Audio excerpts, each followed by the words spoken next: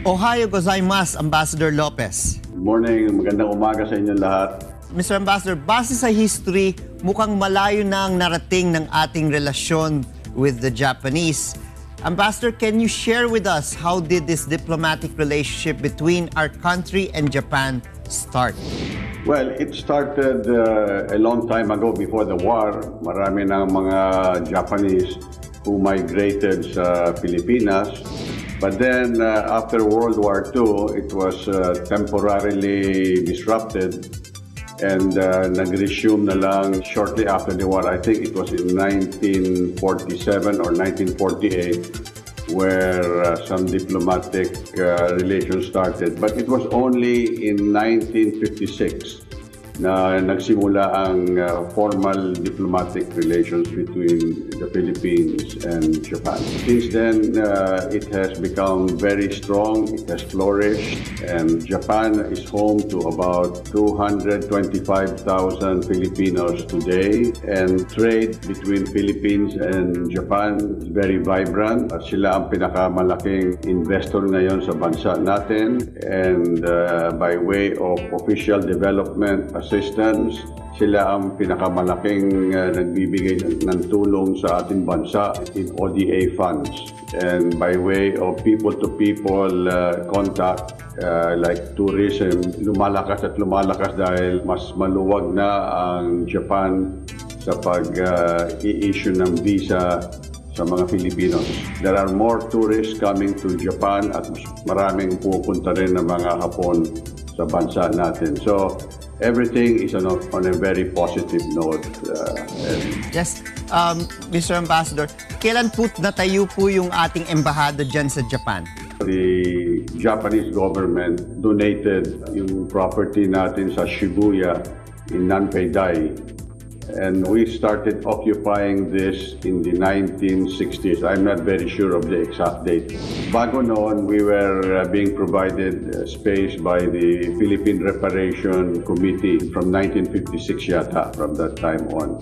Dito sa Roppongi, in 1998, we inaugurated itong Philippine Embassy Chancery sa Roppongi. And we have been occupying this property na bigay ng gobyerno ng Hapon since that time until the present. So we have been here now for 14 years sa Roppongi. Mr. Ambassador, maliban po sa inyo, sino-sino po ba ang bumubuo ng ating embahada sa Japan?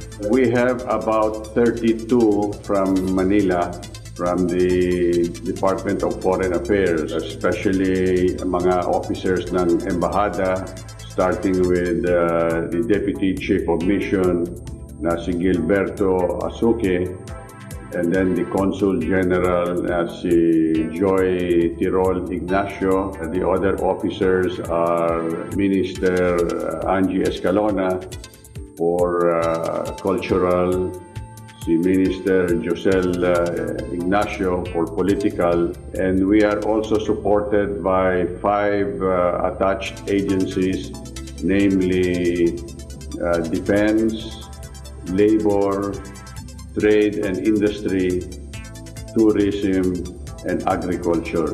Meron sila ditong mga naka-assign attaches. Ambassador, pwede nyo bang i-share sa ating mga manonood ngayong hapon kung gaano po karaming mga Pinoy ang pinagseserbisyohan po ninyo sa bansang Hapon? There are approximately, as of 2013, 225,000 Filipinos, approximately. These are the documented Filipinos. And we probably have a few thousands who are now undocumented. And then karamihan dito sa mga documented are married to Japanese nationals. Tapos meron din tayong mga from the OFW category who are working here, whether in construction or as engineers or as ISIT working for multinational companies. Marami rin mga Pilipino dito, Erin. Yes, Mr. Ambassador. Saan ang highly concentrated ang mga kababayan po natin? Diyan lang ba sa Tokyo o nakakalat masyado sila na walang high density ang isang lugar? Pinakamalaki ay dito sa Greater Tokyo area. So roughly mga around 70 to 80,000 ang Filipinos in the Greater Tokyo area. Tapos sumusunod dito ang Osaka. I think they have about 12 to 15,000. And then after that, Nagoya. All the rest are scattered all throughout Japan, including Okinawa. Marami rin tayong mga kababayan na naroroon working for the U.S. military bases. Mr. Ambassador, we will just pause for a while and frontliners will be right back.